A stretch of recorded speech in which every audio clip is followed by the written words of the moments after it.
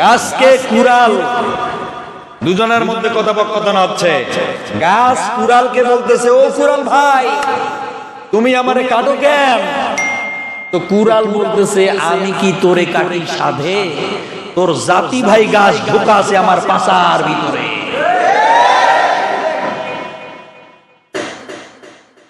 আমি কুড়াল তোকে কাটতে পারতাম না, কারণ তোর জাতি ভাই গাছ আমার পাছার মধ্যে ঢোকা থাকে।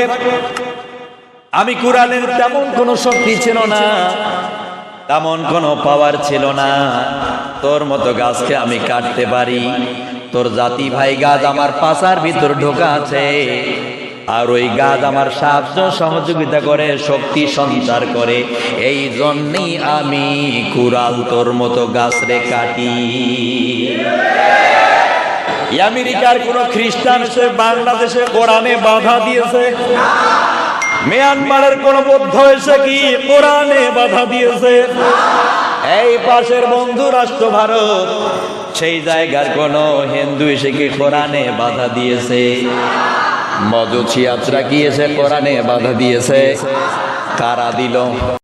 فسبحان الذي لا يحصى امتنانه باللسان ولا بالقلم نشهد أن لا إله إلا الله وحده لا شريك له ونشهد أن سيدنا وسندنا وحبيبنا وطبيبنا وطبيب أرواحنا محمد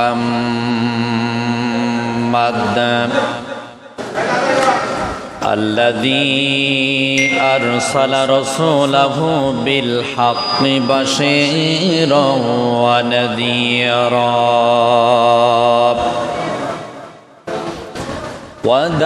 وداعيا إلى الله بإذنه وسراجا وقمرا منيرا فقد قال الله تعالى في كلامه المجيد وفي فرقانه التوحيد أعوذ بالله من الشيطان الرجيم بسم الله الرحمن الرحيم بشر المنافقين بأن لهم عذابا عليما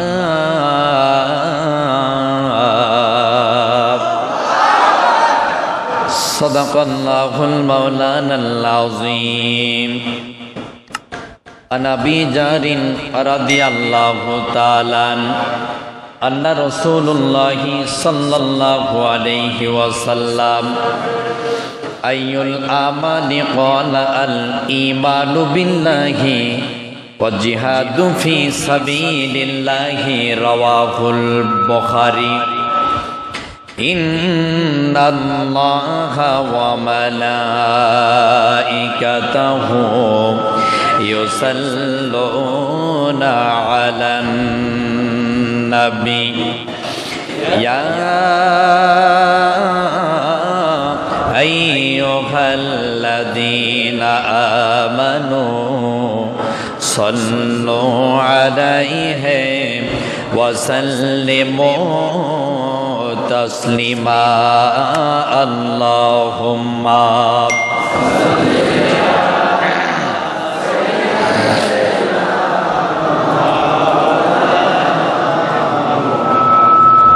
وعلى علي سيدنا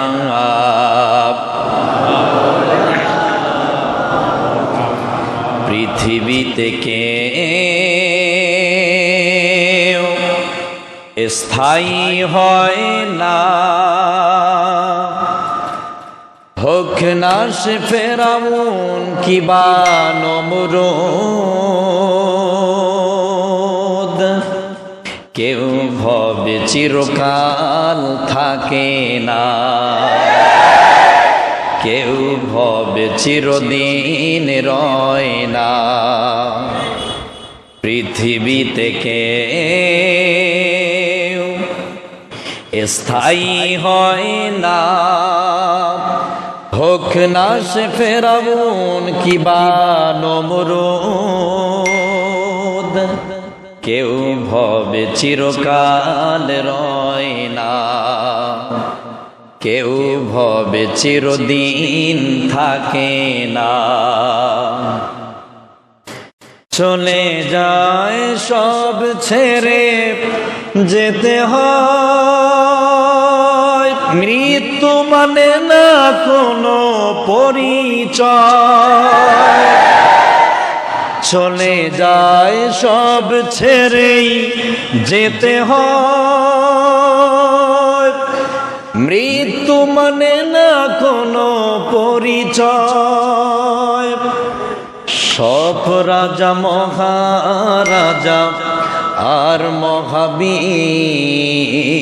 সব রাজা মহারাজা আর মহাবীর, কাউকে সে অবকাশ দেয় না, দেয় কাউকে সে অবকাশ দেয় না। পৃথিবীতে কেউ স্থায়ী হয় না,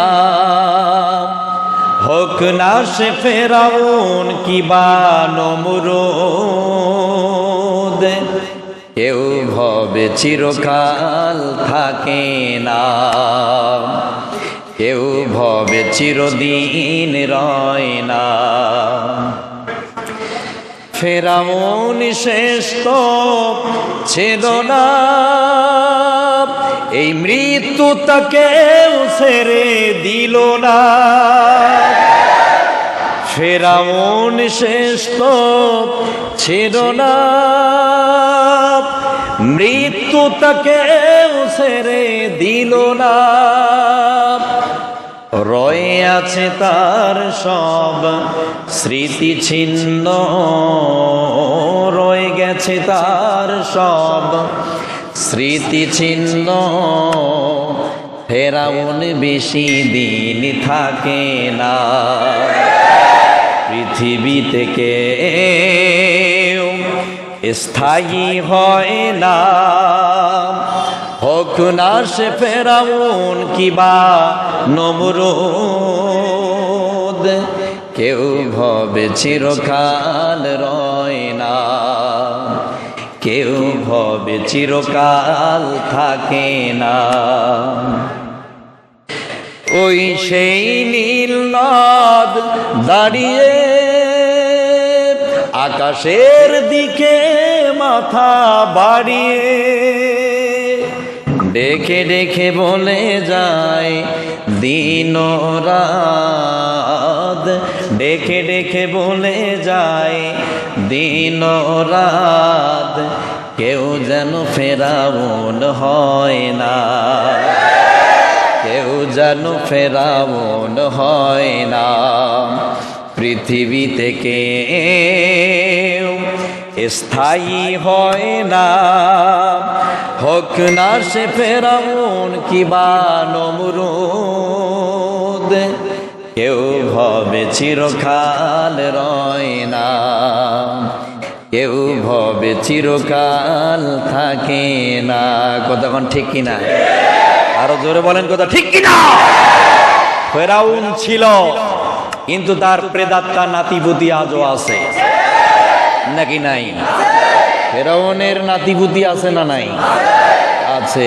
নমরুদ ছিল, সে কি আছে? তার নাতিপুতি আছে না নাই? আবু জাহেল ছিল, সে কি আছে? তার নাতিপুতি আছে না নাই?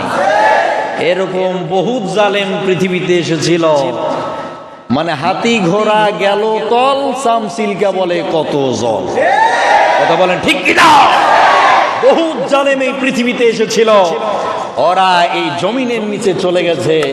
আজও কিছু নব্য নমরুদ বের হচ্ছে, কিন্তু টাকলা শয়তান বের হচ্ছে। এরাও একদিন থাকবে না এই পৃথিবীর ভূখণ্ডে। কথা বলেন ঠিক কিনা? যাই হোক, আমি সেই দিক বিভাগ নিয়ে কথা বলার জন্য এখানে আসি নাই। আমি কোরআন থেকে কিছু কথা আপনাদের মাঝে তুলে ধরতে চাই।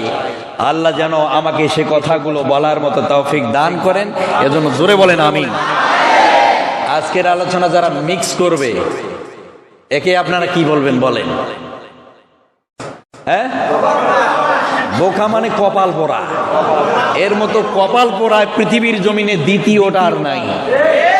আছে? নাই। স্টেজগুলোতে দেখা যায় যে মহিলাদের স্টেজে মহিলারা যায়, মানে নারীদের স্টেজে নারীরা যায়, ছেলেদের স্টেজে কারা যায়?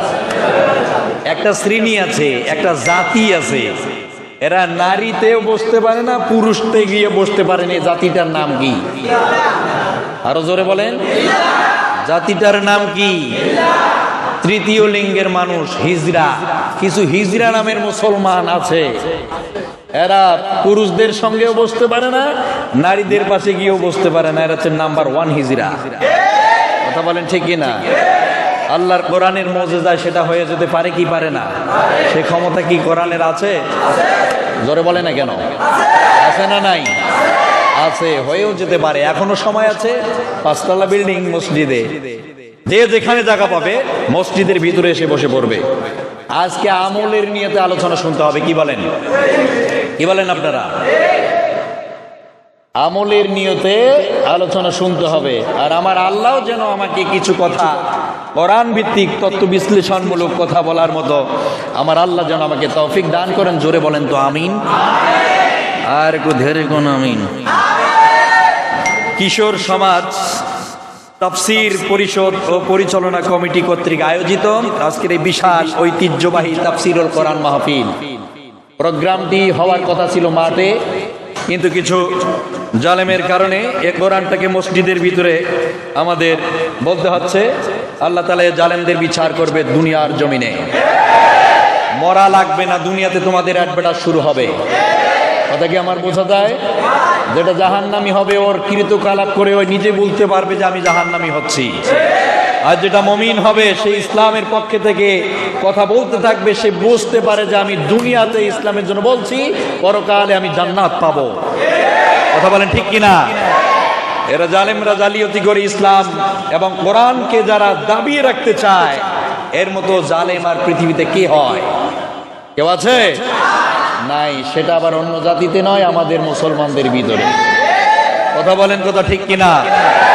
সম্মানিত বন্ধুগণ, চলুন দূর দূরান্ত থেকে এ কোরআন শোনার জন্য চাতক পাখির মতো অপেক্ষারত মুরব্বিয়ান একরাম, মোস্তে মুজাহিদ তারেক সাইফুল্লাহর উত্তরসূরি প্রিয় যুবক বন্ধুগণ এবং স্নেহের কুচি কাঁচা বৃন্দ, পর্দার আড়ালে বাসার ভিতরে বসা আমার মা ও বোনেরা, দূরে এবং নিকটে যতদূর পর্যন্ত আজকের এই আলোচনার সাউন্ড যাচ্ছে, ততদূর পর্যন্ত আর একটা বার আমি ইসলামী রীতি অনুযায়ী সালাম পরিবেষ্টিত করতে যাচ্ছি।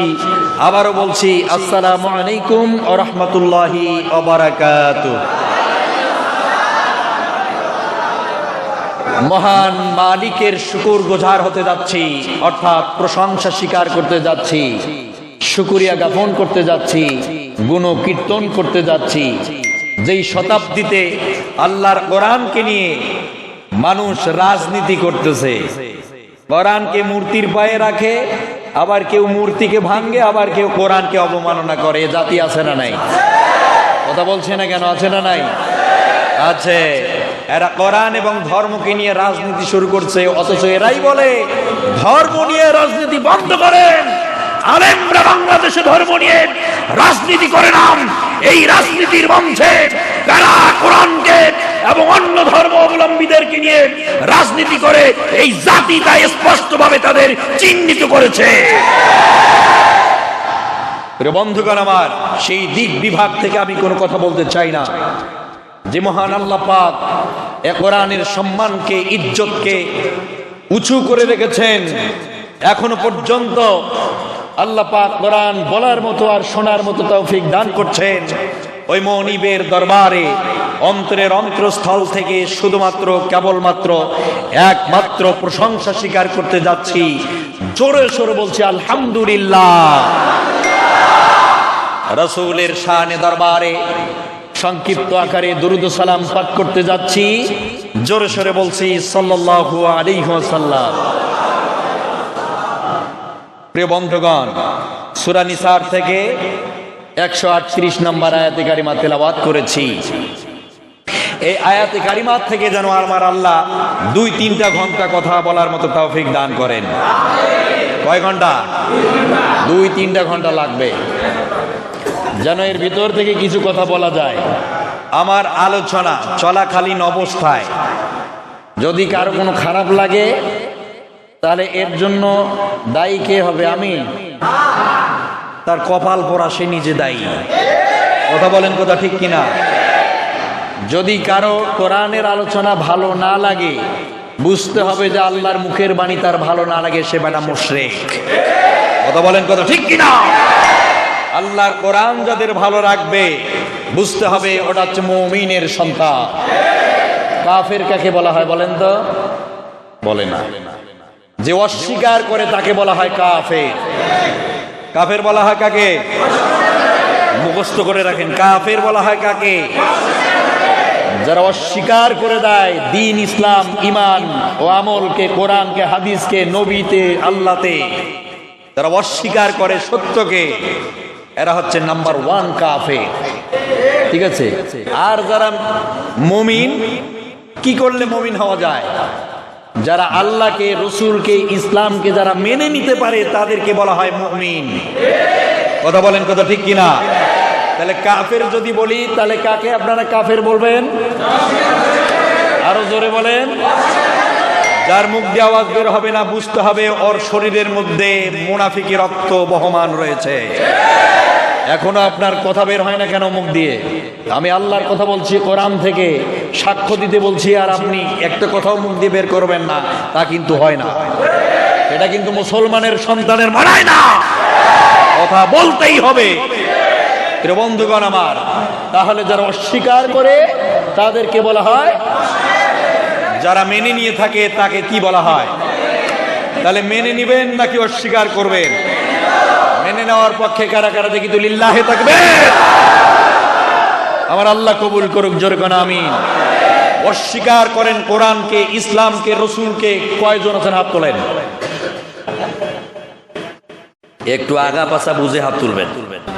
হ্যাঁ, কারা কারা অস্বীকার করেন আল্লাহকে, রসুলকে? আছেন কেউ? আছেন কেউ? নাই। তার মানে আমরা মুমিন হয়ে বাঁচতে চাই। কথা বলেন, কথা ঠিক কিনা?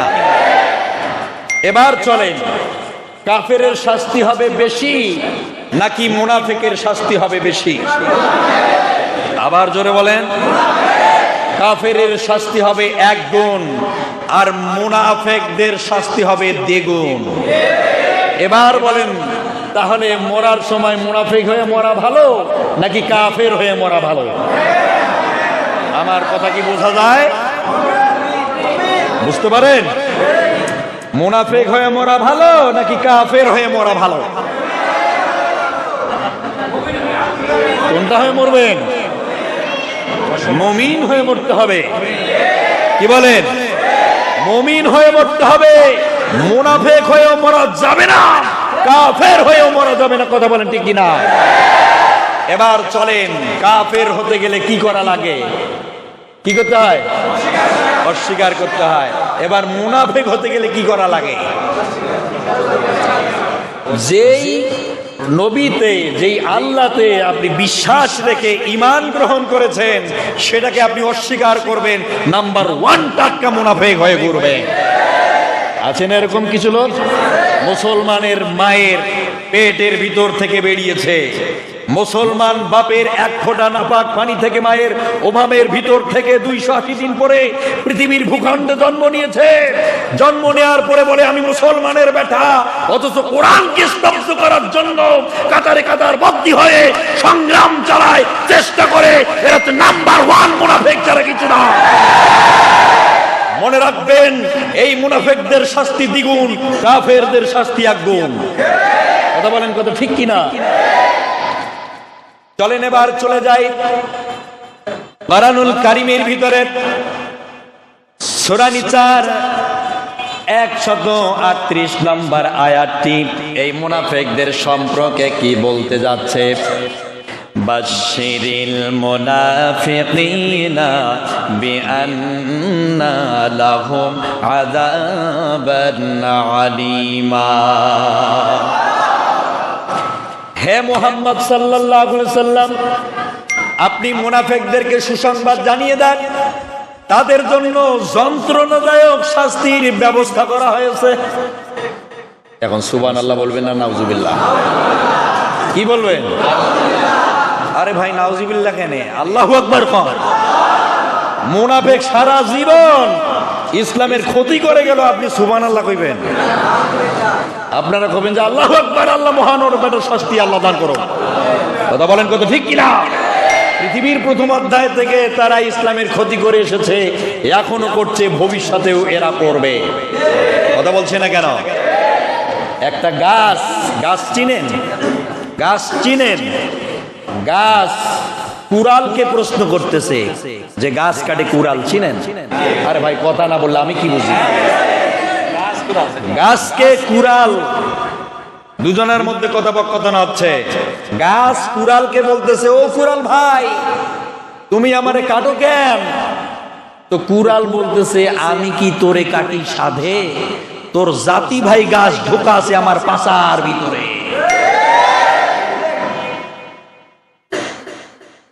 আমি কুড়াল তোকে কাটতে পারতাম না, কারণ তোর জাতি ভাই গাছ ও আমার পাছার মধ্যে ঢোকা থাকে। আমি কুড়ালের তেমন কোনো শক্তি ছিল না, তেমন কোনো পাওয়ার ছিল না, তোর মতো গাছকে আমি কাটতে পারি। তোর জাতি ভাই গাছ আমার পাছার ভিতর ঢোকা আছে, আর ওই গাছ আমার সাহায্য সহযোগিতা করে, শক্তি সঞ্চার করে। এই জন্যই আমি কুড়াল তোর মতো গাছরে কাটি। আমেরিকার কোন খ্রিস্টান এসে বাংলাদেশে কোরআনে বাধা দিয়েছে? মিয়ানমারের কোন বৌদ্ধ এসে কি কোরআনে বাধা দিয়েছে? এই পাশের বন্ধু রাষ্ট্র ভারত, সেই জায়গার কোন হিন্দু এসে কি কোরআনে বাধা দিয়েছে? মজুসিয়াতরা কি এসে কোরআনে বাধা দিয়েছে? কারা দিল? কথা কয় না কেন? কারা দিল? চিরদিনের দুনিয়ায় হয় কি? চিরদিনের দুনিয়া? কয়দিনের দুনিয়া? হ্যাঁ, কয়েক দিনের দুনিয়ায় মুনাফিকের ভয়, মুমিনদেরই ক্ষয় চলছে তো, তাই না? কয়েক দিনের দুনিয়ায় মুমিনদের ক্ষয় হচ্ছে, আর জয় হয়েছে কার? কথা বলে না কেন? মিথ্যার জয় আগে হয়, সত্যের জয় পরে হয়, কারণ সত্য চিরস্থায়ী, এজন্য সে পরে আসবে। মিথ্যা অপসারিত হবে, বিতাড়িত হবে, তাড়িয়ে ফেলা হবে, উকড়িয়ে ফেলা হবে, শিকড় সূত্রা বাতিল করা হবে। এই জন্য মিথ্যা আগে আসবে, সত্য পরে আসবে। কথা বলেন ঠিক কিনা? কয়েক দিনের দুনিয়ায় মুনাফিকদের ভয়, ইসলামেরই জয়। আর যুগে যুগে মুনাফিকের কারণে, যুগে যুগে মুনাফিকের কারণে মুসলমানদের ভয়, দিন ইসলামের জয়। কয়েক দিনের দুনিয়ায় একটু ভয়, কিছুদিন পরে হবে জয়। কোন ব্যক্তি কোরআনের আলোকে দাবিয়ে রাখতে পারে নাই, এখনো পারবে না, ভবিষ্যতেও হওয়ার সম্ভাবনা আছে নাকি? নাই। এই মুনাফিকদের শাস্তির কথা আল্লাহ সূরা নিসার 138 নম্বর আয়াতে বললেন, আপনি তাদের জানিয়ে দেন, সুসংবাদ জানিয়ে দেন, তাদের জন্য যন্ত্রণাদায়ক শাস্তির ব্যবস্থা রয়েছে। এবার আপনাদের আমি প্রশ্ন করছি, আপনারা আমার জবাবটা দেবেন। শাস্তির কি সুসংবাদ হয় নাকি দুঃসংবাদ? তো এখানে যে আল্লাহ বললেন, ও নবী আপনি তাদের জানিয়ে দেন, জাহান্নামের শাস্তির সুসংবাদটা একটু জানিয়ে দেন। মারহাবা, আল্লাহু আকবার। সুসংবাদ, সুসংবাদ দিচ্ছেন, শাস্তি হবে তোমার। এখানে তো দুঃসংবাদ হওয়ার কথা ছিল, তা না হয় সুসংবাদ বলল কেন? কারণ হলো, যখন কোনো বাচ্চা মায়ের চুল ধরে টানে, কামরানি দেয়, এরপরে খামছানি মারে, মায়ের সঙ্গে অত্যাচার করা শুরু করে দেয়, তখন মা বলে, এই বেটা তোর বাপ আসুক, তারপরে বিচার দেব, এরপরে মজাটা তুই পাবি। বাপ যদি পিটায় মজা লাগে? মিষ্টি লাগে না তিতা লাগে? কথা কয় না কেন? মজা লাগে। বাপে যদি পিটায় খুব মনে হয় আরাম লাগে। তার মানে এটাই বোঝাচ্ছে, এই ব্যথাটার তীব্র যন্ত্রণাটাকে বোঝার জন্য বলে মারবে, তারপর মজাটা কি হয় পরে টের পাবি। আল্লাহ এখানে ব্যঙ্গত্ব আকারে বলতেছেন, আপনি সুসংবাদ ওদের জানিয়ে দেন, তাদের জন্য যন্ত্রণাদায়ক শাস্তির ব্যবস্থা আছে। এই কথা যেন শোনার সঙ্গে সঙ্গে মানুষ তাওবা করে, আবার ঈমান গ্রহণ করে, ঈমানদারদের সঙ্গী সাথী হয়ে যায়। কিন্তু দেখা যায় তাওবা তো করবেই না, ভুলটা যে স্বীকার করবে সেটাও করবে না, বরং দিন যত যায় তত জালেম হয়, যত দিন যায় তত শয়তান হয়, যত দিন যায় তত ইসলামের ক্ষতি করে। বয়স পরিবর্তনের পাশাপাশি ইসলামের ক্ষতিটাও বেশি হয়। হয় না কেন? হয় না কেন? ইসলাম হলো চিরদিনের শান্তি সুখের নিশানা, ইসলাম ছাড়া অন্য সবই জাহান্নামের ঠিকানা।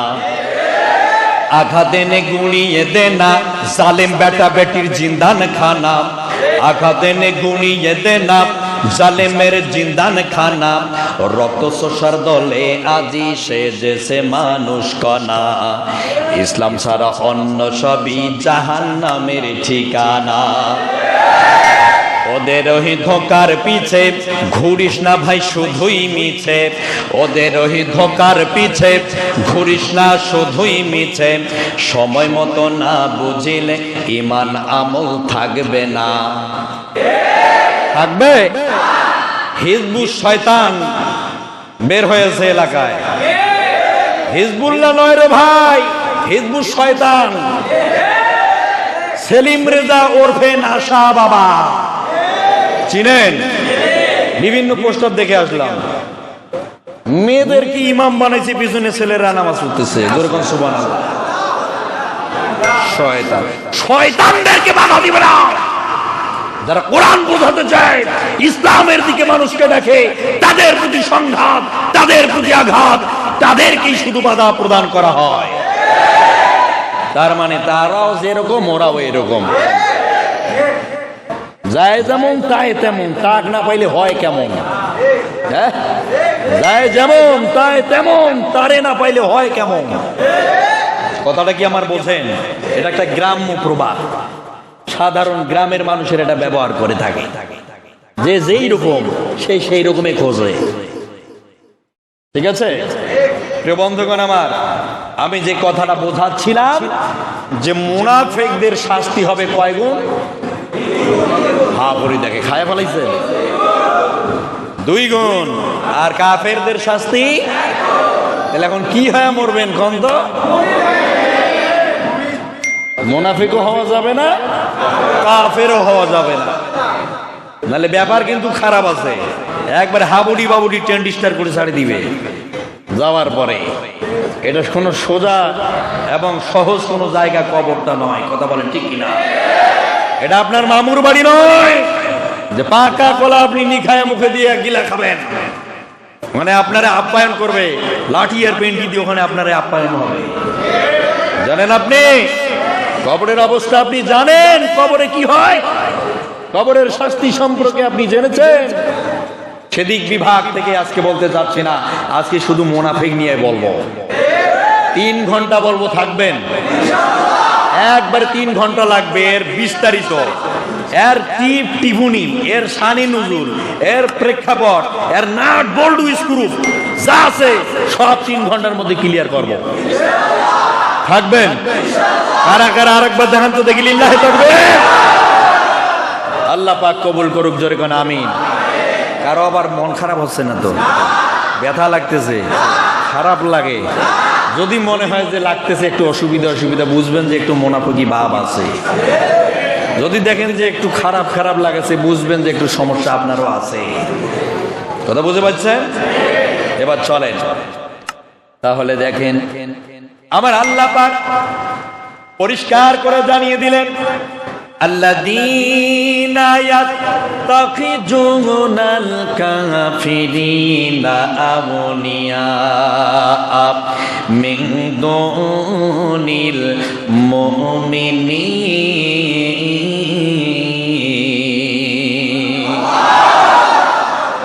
আল্লাযীনা ইয়াত্তাখিযুনাল কাফিরিনা, কিছু মানুষ আছে কাফেরদেরকে আউলিয়া, অন্তরঙ্গ বন্ধু বানায়। আছে না নাই? আছে না নাই? মিন দুনিল মুমিনিন, ওরা সব সময় মুমিনদেরকে মাইনাস করে চলে। এরাও আছে না নাই? আয়াবতাগুনা ইনদাহুমুল ইজ্জাতা, ওরা বলতে চায় ওদের সঙ্গে থাকলে বড় সম্মান বাড়ে, ইজ্জত বাড়ে, লোকে আমারে স্যালুট দেবে, মানুষ বলবে আমি নেতার ডান হাত, মানুষ আমারে ভয় পাবে। এই জন্য তারা তাদের পিছনে ঘোরাফেরা করে। আমার আল্লাহ পাক বলেন, এই পৃথিবীর কোনো ব্যক্তির ক্ষমতা নাই যে মানুষকে সম্মান বাড়ায় দিতে পারে। সম্মান ইজ্জতের মালিকটা কে? আরো জোরে বলেন তো, তার নামটা কি? লিল্লাহি জামিআ। সম্মান ইজ্জতের মালিক শুধুমাত্র কেবলমাত্র আমার আল্লাহ। ওই আল্লাহ ইচ্ছে করলে আপনাকে জুতা পিটা করতে পারে। ওই আল্লাহ ইচ্ছা করলে আপনাকে মানুষের মাথার মুকুট বানায় দিতে পারে।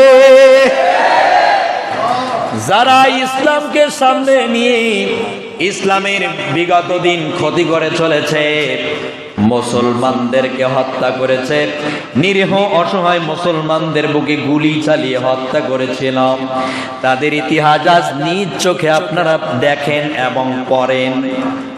আমেরিকার প্রেসিডেন্ট বুশ বেলেয়ার, সে অর্ধ পৃথিবীর বিভিন্ন দিকে আঙ্গুল দিয়ে যদি কোনো দিকে ইশারা করে, ওই আঙ্গুলের দিকে সারা পৃথিবীর নেতারা লক্ষ্য করে।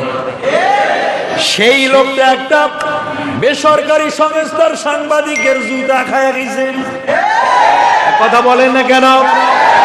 মুসলমানের সাথে বসে বেয়াদবি করেছে, তাই তো সাংবাদিকের জুতার বাড়ি খেয়েছে। ফেরাউন মুসার সাথে বেয়াদবি করেছে, তাই তো নীল নদীতে সুবা খাইয়ে মরেছে। আবার মরার সময় কতবার যে বাঁচাও বাঁচাও বলেছে। মানে ফেরাউন সুববান যখন খাচ্ছিল, মরার সময় কতবার যে বাঁচাও বাঁচাও বলেছে। জিবরাইল তাহার মুখে কাদা ঢুকে দিয়েছে। নমরুদ ইব্রাহিমের সাথে বেয়াদবি করেছে, তাই তো ল্যাংড়া মশনকের ভিতর গিয়েছে।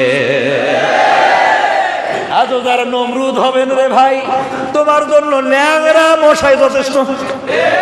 তুমি ফেরাউনের মতো হইতে চাও, নীল নদের মতো তো সুবাইয়া মারবে কে? তুমি আরো বড় হিটলার হইতে চাও, তোমার সাহায্য করার জন্য আমার আল্লাহর একটা সেকেন্ডও সময় লাগবে না। কথা বলে না কেন লাগবে? লাগবে না। এজন্য মনে রাখবেন, সম্মান ইজ্জতের মালিকটা কে? সম্মান ইজ্জতের মালিক হলো আল্লাহ। আজ যারা সম্মান ইজ্জত মানুষ দিতে না চাইলেও যারা সম্মান কেড়ে নিতে চায়, আমাকে যদি সভাপতি না বানান তাহলে কিন্তু ওটা বন্ধ নাই আছে। আমি যদি সেক্রেটারি না থাকি তাহলে সব বন্ধ। আমি যদি আমন্ত্রিত অতিথি না হই তাহলে সব বন্ধ করে দেব। আরে মানুষ সম্মান করতে চায় না, ওই টানি ধরে নিবে আছে বানর। লোকে যারে বড় বলে বড় সে, আর নিজে যারে বড় বলে বড় সে নয়। টানি ধরি আপনি বড় হইতে চান, কয়দিন হইবেন? কয়দিন হবেন? যে কয়দিন আপনার শরীরে শক্তি থাকবে, রক্ত গরম থাকবে, সেই কয়দিন আপনি থাকবেন। আর যখনই আপনি হাঁটুয়ার মুখ লাগাবেন তখন আপনাকে বানর লাথি দিবে। আপনি সেদিকে খেয়াল খবর রাখছেন? অতএব সম্মান ইজ্জতের মালিক হলো আল্লাহ। যাকে খুশি তাকে দিবেন, আর যাকে খুশি আল্লাহ সম্মান হারা করে দিতে পারেন। আমার ভাইয়েরাম, তাহলে এবার চলেন তো দেখি, মুমিনরা কখনো কাফিরদের সঙ্গে মিশতে পারে না। পারে না। মুমিন কখনো মুনাফিকের সঙ্গে চলাফেরা করতে পারে না। কারণ হলো মুমিন বলা হয় তাকে যে আল্লাহর হুকুম আহকামকে মেনে নিয়েছে। জোরে কোন সুবহানাল্লাহ। আমরা মুমিন যারা, আমরা মুনাফিককেও পছন্দ করি না। মনের দিক থেকে বলছি, কাফেরদেরকেও আমরা ঘৃণা করি। আমার ভাইয়েরা, কেন আমরা মুনাফিককে পছন্দ করি না? তার কারণটা কি? কেন, কি কারণে মুনাফিককে আমাদের বর্জন করতে হবে? কারণ হলো মুনাফিকরে এমন একটা ব্যক্তি যার কথা আমার আল্লাহ সূরা তওবার ৮০ নম্বর আয়াতেও বলে দিয়েছেন। জোরে কোন সুবহানাল্লাহ। মুনাফিকদের নেতার নাম ছিল আব্দুল্লাহ ইবনে উবাই ইবনে সুলুল। নাম কি? মুখস্থ করে নেবেন। মুনাফিকের নেতার নাম কি? আব্দুল্লাহ ইবনে উবাই ইবনে সুলুল। নাম কি? বলতে পারে না, মুখস্থ করে ফেলবেন। যেটা দেখবেন যে সুলুলের মতো, মনে রাখবেন যে এটাই সুলুল। ঠিক আছে? আব্দুল্লাহ ইবনে উবাই ইবনে সুলুল হলো মুনাফিকদের লিডার, মুনাফিকদের ক্যাপ্টেন। এই লোকটা আল্লাহর নবী মসজিদে নববীর ভিতরে তিনি ছিলেন ইমাম।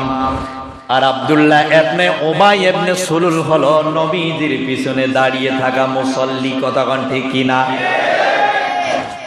নবীজি নামাজ পড়াতেন আর উবাই ইবনে সুলুল তার পিছনে নামাজ পড়তো। আল্লাহর নবী রমজান মাসে চিহিরি খাইতেন, আবার সন্ধ্যা বেলায় মাগরিবে রোজা ভাঙতেন। সেও নবীর সঙ্গে ছিল। জিহাদের ময়দানের জন্য উবাই ইবনে সুলুল টাকা পয়সা দিয়েছিল যাতে ইসলাম প্রতিষ্ঠিত হয়।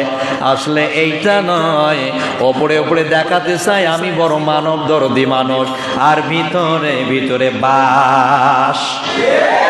কথা বলেন, কথা ঠিক কিনা? আমি খুব ভালোবাসি, আমি তোমার যে ভালোবাসি রে, আমার মতো ভালোবাসা তোমার কেউ দেবে না। অথচ ভিতরে ভিতরে কি বয়াকারে বাস। উপরে উপরে পক্ষে বলে আর ভিতরে ভিতরে বাস। এরাই হলো নাম্বার 1 মুনাফিক। এদের চিহ্নিত করা লাগবে।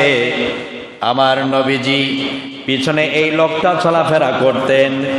এমনকি এই লোকটা মারা যাওয়ার আগে আব্দুল্লাহ ইবনে উবাই ইবনে সুলুল তার নিজের বেটাকে ডাক দিয়ে বলতেছে, বাবা, আমি যদি মারা যাই তাহলে আমার 2টা ওসিয়ত বিশ্ব নবীর কাছে গিয়া বলবি। কয়টা? নাম্বার 1 হলো নবীজি তার গায়ের পাঞ্জাবিটা অর্থাৎ কর্তাটা যেন আমার কাফনের কাফন হিসাবে দিয়ে দেয়। আর নবীজি নিজেই জানো আমি উবাই ইবনে সুলুলের জানাজা পড়ার ইমাম হয়ে দাঁড়ায়। সুবহানাল্লাহ, নাযুবিল্লাহ। সুবহানাল্লাহ। মুনাফিকের জানাজা পড়াবে আল্লাহর নবী, সুবহানাল্লাহ। হয় ওটাই কি হয়? মুনাফিকের জানাজার এই মুনাফিকের কত বড় চাহিদা দেখেন, মনের কত বড় আশা তার। সারা জীবন ইসলামের ক্ষতি করল, সারাটা জীবন মুসলমানদের ক্ষতি করল, সারাটা জীবন ইসলামের ক্ষতি সে করে গেল। আর মরার সময় দুইটা ওসিয়ত করে গেল, নবীজির গায়ের পাঞ্জাবি যেন আমার কাফনের কাফন হিসাবে দেয়, আর নবীজি নিজেই যেন আমার জানাজা নামাজটা পড়িয়ে দেয়। দুইটা ওসিয়ত। লোকটা মরে গেলেন, যাওয়ার পরে আবার তার ছেলে আব্দুল্লাহ দৌড় দিয়ে মসজিদে নববীর ভিতরে চলে গেলেন। এই রকম মসজিদের ভিতরে আমার নবী, বিশ্ব নবী, সরওয়ারে কায়নাত জনাবি মুহাম্মদুর রাসূলুল্লাহ সাল্লাল্লাহু আলাইহি ওয়াসাল্লাম 23 জন সাহাবীকে নিয়ে নবীজি সেখানে আলাপ আলোচনা করতেছেন। আল্লাহু আকবার। 23 জন সাহাবী থাকাকালীন অবস্থায় আব্দুল্লাহ গিয়ে বললেন, ইয়া রাসূলুল্লাহ, সালাম দেওয়ার পরে বললেন, আমার বাবা ভাই একটু আগে মারা গেছেন, তিনি দুটা ওসিয়ত করে গেলেন। এক নম্বর ওসিয়ত হলো আপনার গায়ের পাঞ্জাবিটা দিবেন, আমার বাপের কাফনের কাফন হিসাবে পরিয়ে দিয়ে কবরে দেওয়া হবে। 2 নম্বর হলো আপনি আমার বাবার জানাজা নামাজটা পড়াবেন। আল্লাহর হাবিব তার সাহাবায়ে কিরামের দিকে লক্ষ্য করে বললেন, সাহাবীরা রে, তোমাদের একজন ভাই মারা গেছে, নিতান্ত লোকটা ভদ্র মানুষ ছিল। সেই সময় তো হাদিস এবং কোরআনের পরিষ্কার আয়াতটা এটা বেশি প্রচার ছিল না, আর এখন তো কোরআনের আয়াত পরিষ্কার হয়ে গেছে। সেই সময় ওরা বুঝতে পারেনি। এই সময় আমরা গবেষণা করে দেখতেছি যে আসলে এই মানুষটা ভালো না খারাপ। কে কেউ কয় আগাবো না পাশাবো রে, ভালো কব না খারাপ কব, আরে ডাইরেক্ট নাম্বার 1 খারাপ। এটা কি 100% খারাপ? এই কথাটা বলতেও জিবা টানি ধরে শয়তান। কোন শয়তান জিবা টানি ধরে? সঠিকভাবে মুখের জড়তা দূর করে ফেলবেন এবং হক বাস্তবটা বলে দিবেন, হয় মরে যাবেন না হয় থাকবেন। দুইটা রাখবেন, এটা মাথায় রাখবেন, ঠিক আছে? এই লোকটা যখন বলল যে আসলে দুটো ওসিয়ত করেছেন, নবীজি বললেন লোকটা নিতান্ত ভালো মানুষ। এখন বলেন, নবীজি যেটাকে ভালো বলে সেটাদের আমাদের ভালো বলা দরকার না খারাপ? কি বলা দরকার? ভালো বলা দরকার। নবীজি যেটা খারাপ বললেন সেটাকে আমরা কি বলবো? তা নবীজি যে ওরে ভালো বললে ওখানে আপনি কি করবেন? আপনি কি করবেন? আরে ভাই, ভালো মন্দ বিচার বিবেচনা হবে কোরআনের আয়াত দিয়া। কথা বলে না কেন? তুমি কতটা ভালো কোরআনের আয়াত দিয়ে তোমাকে টাচ করলে বোঝা যাবে তুমি কতটা ভালো। কোরআনের আয়াত দিয়ে বোঝা যাবে তুমি কতটা খারাপ, এখানে ধরা পড়বে। স্বর্ণকে যদি আপনি আগুন দিয়ে কিয়ামত পর্যন্ত আপনি তাপ দেন, গলাতে পারবেন না, ঠিক কিনা? আপনি যতই তাপ দেন লাল টকটকে হবে, গলবে না। আপনি একটু যদি সোহাগা স্বর্ণের উপরে ছিটে দেন, সঙ্গে সঙ্গে তা গলে যাবে। মানুষের হৃদয়টাকে পরিপূর্ণভাবে পরীক্ষা করার জন্য সেটা আসলে নকল নাকি অরিজিনাল, এটা জানার জন্য, যাচাই বাছাই করার জন্য, জাস্টিফাই করার জন্য আপনার চাই কোরআন। কথা বলেন, কথা ঠিক কিনা? কোরআন ছাড়া সম্ভব না। কি ব্যাপার, উঠলেন কেন? এই যে ভাই, তাড়াতাড়ি আসেন। ওঠাওটি চলবে না, ওঠাওটি চলবে। আমি বক্তব্য দিব, যতক্ষণ থাকতে হবে ততক্ষণ, ঠিক আছে? আর যদি আপনারা ছুটি চান বলেন, আমি এখনো শেষ করে দেবো। আরে ভাই, শুরু করিনি এখনো, কেবল শিরোনামগুলো হচ্ছে। এগুলো কি আলোচনার শিরোনাম দিতেছি, কি বিষয়ের উপরে আলোচনা হবে এবং তার তিপমূলক বিশ্লেষণ আসতেছে, সেগুলোতে কেবল শুরু করতে যাচ্ছি। এখনো যদি উঠাউটি করেন তাহলে তো ভাই সমস্যা, তাই না? এ করা যাবে না, ওঠাউটি করা যাবে না। তাহলে কি বলতেছিলাম? কি বলতেছিলাম? নবীজি বললেন লোকটা ভালো, আর আমরা এখন বলতেছি খারাপ। কেন বললাম? আরে ভাই, নবীজি যদি বক্তব্য দিয়ে থাকে, সেই বক্তব্যটাকেও আমরা পরে দেখবো, আগে কোরআনের আয়াত দিয়ে থাকে দেখবো যে সে কোরআন সাপোর্ট নেয় কি না। কোরআনের আয়াত যদি ওই হাদিসকে সাপোর্ট দেয়, তাহলে ওই হাদিস আমি মানতে বাধ্য। আর যদি কোরআনের আয়াত হাদিসের বিপক্ষে চলে যায়, ছড়াও তোর হাদিস, পরে দেখবো এই বিষয়। কথা বলেন, কথা ঠিক কিনা? অতএব কাজ করতে দেখতে হবে কোরআন দিয়ে। নবীজির কাছে জিজ্ঞাসা করা হলো, হুজুর কি করব এখন? কোনটা সঠিক আর কোনটা সঠিক না, কিভাবে বুঝবো?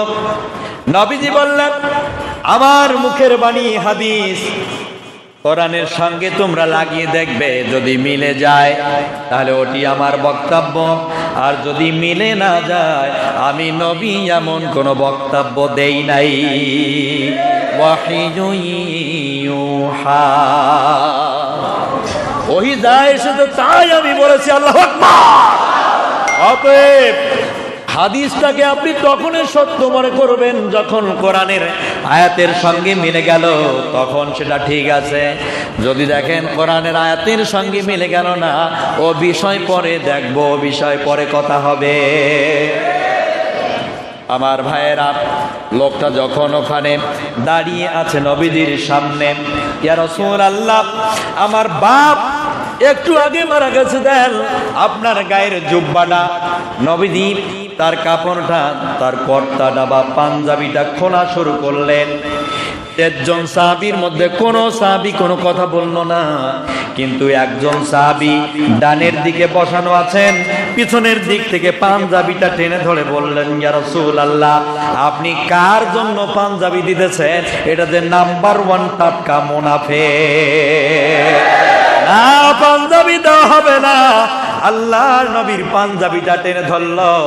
বিশ্ব নবী মুহাম্মদ রাসূলুল্লাহ পিছনের দিকে একটু মাথাটা ঘুরিয়ে দেখলেন, যিনি পাঞ্জাবি টেনে ধরেছেন উনি কোনো সাধারণ সাহাবী না, তিনি জালিলুল কদর সাহাবী। আল্লাহর নবী বলেছেন, আমার পরে যদি এই পৃথিবীর জমিনে কেউ নবী হতো, আমার এই সাহাবীটা নবী হয়ে যেত। সাহাবীটার নাম কি? আরো জোরে। খোলাফায়ে রাশেদার। সোনালী দিন কেন যে ফিরে আর আসে না, সকলেই পেয়ে তার অধিকার, কেন যে আজ মন খুলে হাসে না। খোলাফায়ে রাশেদার সোনালী দিন কেন যে ফিরে আর আসে না, সকলেই পেয়ে তার অধিকার, কেন যে মন খুলে হাসে না। ধনীর আসনে বসে ওমরে রাজ্য শাসন করেছে, ওরে ও সেই ওমরের যুগে কি কেউ কোনো দিন না খেয়ে মরেছে। খোলাফায়ে রাশেদার সোনালী দিন কেন যে ফিরে আর আসে না, সকলে পেয়ে তার অধিকার, কেন যে আজ প্রাণ খুলে মানুষ হাসে না। আজ নিজের অধিকার মানুষ পাচ্ছে না, মানুষ আজ হয়রান পেরেশান, জালেমের জুলুমেতে মানুষ নির্যাতিত নিষ্পেষিত, মানুষের বাক রক্ত হরণ করা হয়েছে, মানুষ আজ বোমা হয়ে দাঁড়িয়েছে। আজ মনুষ্য ভাষা কোথায় গেল? মানুষের ঐতিহ্য কোথায় গেল? মানুষের কি করলেন আপনারা? কি দিলেন মানুষকে উপহার? অথচ বিশ্বনবী বলে গেলেন যে আমার যুগ ছিল সর্বশ্রেষ্ঠ যুগ, ওই যুগের জন্য এখন যদি কেউ চেষ্টা করে, আপনারে মৌলবাদী বলা হবে, আপনারে জঙ্গিবাদী বলা হবে, আপনারে উগ্রবাদী বলা হবে, আপনারে ফতুয়াবাদী বলা হবে। তোরা মৌলবাদী জঙ্গিবাদী যতই বলিস মোদেরকে, আমরা কিন্তু রাগ করি না, ধরবে আল্লাহ তোদেরকে। আরে আমরা কিন্তু রাগ করি না, ধরবে আল্লাহ তোদেরকে। জন্মের পরে তোর কানে কি দেয়নি আজান তোর বাবায়, মরণকালে ওই ধ্বনিতে হইব বন্ধু তোর বিদায়। এবার বলো চিন্তা করে তুমি হইলাটা কোন বাদী? এবার দেখো তো চিন্তা করে তুমি হইলা কোন বাদী? আসল কথা যদি বলি মাথায় আগুন ধরে বুঝি, আরে আসল কথা যদি বলি মাথায় আগুন ধরে বুঝি। মৌলবাদী জঙ্গিবাদী যতই বলো মোদেরকে, আমরা কিন্তু রাগ করি না, ধরবে আল্লাহ তোদেরকে।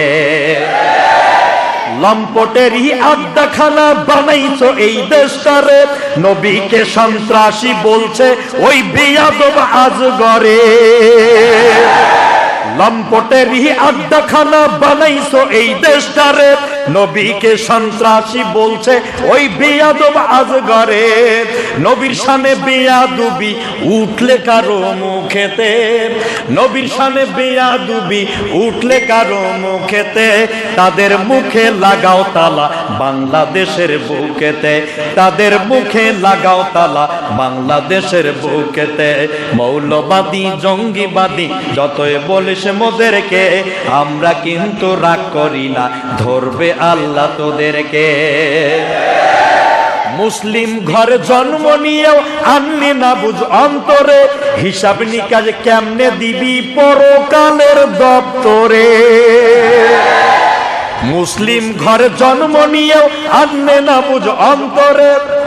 বলবো সমস্যা হচ্ছে না? বল, হ্যাঁ চলিবে না ভাই, অত স্পিড দিয়ে চাচ্ছি না,